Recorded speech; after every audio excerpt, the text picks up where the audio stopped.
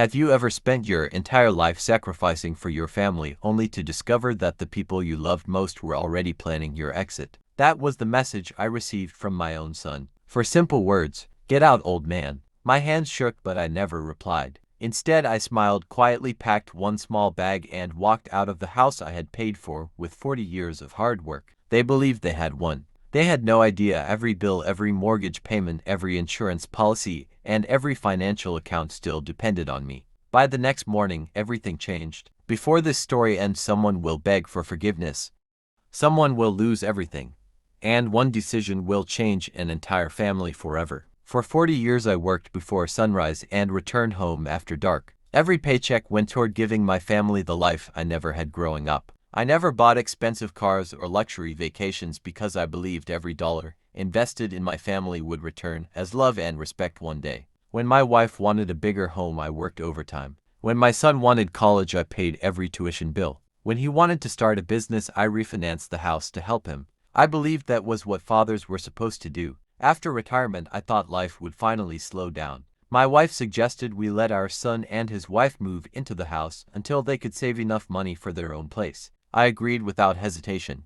Family always comes first. At first, everything seemed peaceful. Then little things started changing. My favorite chair disappeared.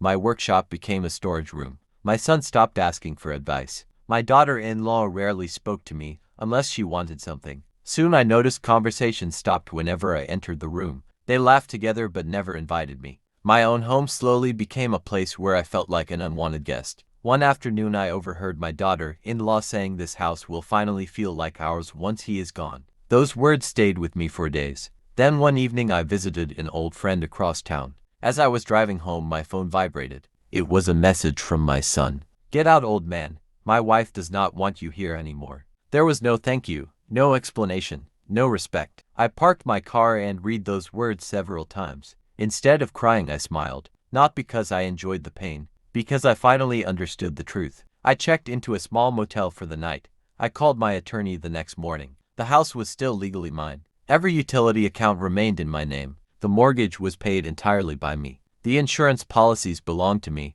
The property taxes came from my retirement account. Within hours I began making phone calls. Every automatic payment was canceled. The utilities were transferred. The insurance coverage ended. The property was listed for sale. My attorney prepared the legal notices. I never raised my voice. I never argued. I simply followed the law. 3 weeks later, the house sold to a retired couple who had dreamed of owning it for years. Closing day arrived. I collected my belongings quietly. My son still believed I was bluffing. Then the police arrived with the legal eviction paperwork. My son looked confused. My daughter-in-law turned pale. They kept insisting there had been a mistake. The officers explained that the property had changed ownership legally. They had to leave. Suddenly, the same people who had pushed me away were begging me to help. My son grabbed my arm and said, "Dad, please fix this." I looked into his eyes. Those were the same eyes that once looked at me with pride when he was a little boy. Now they were filled with panic. I remembered the text message. "Get out, old man."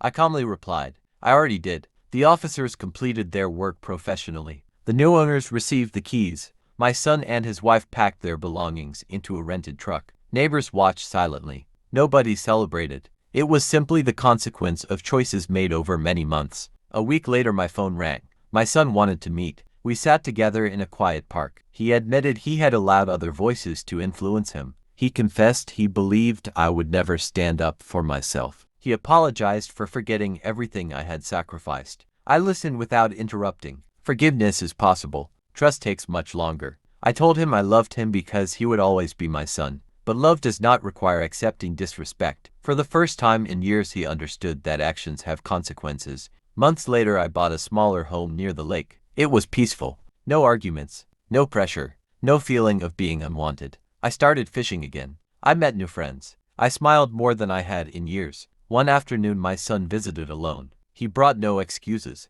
only gratitude. He thanked me for teaching him the hardest lesson of his life. Respect cannot be demanded. It must be earned. We are rebuilding our relationship slowly, not because money fixed anything, because honesty finally replaced pride. If there is one lesson I learned, it is this: never confuse kindness with weakness. The people who truly love you will never treat your sacrifice as an obligation, and the greatest revenge is not anger, It is choosing peace over bitterness and moving forward with dignity. Strong ending. Life has a way of revealing who values you only when they believe they no longer need you. Respect yourself enough to walk away from people who treat your kindness as weakness. Sometimes losing a house means gaining your freedom. Sometimes walking away is the first step toward finding peace. And sometimes the people who hurt you the most become the ones forced to learn the greatest lesson.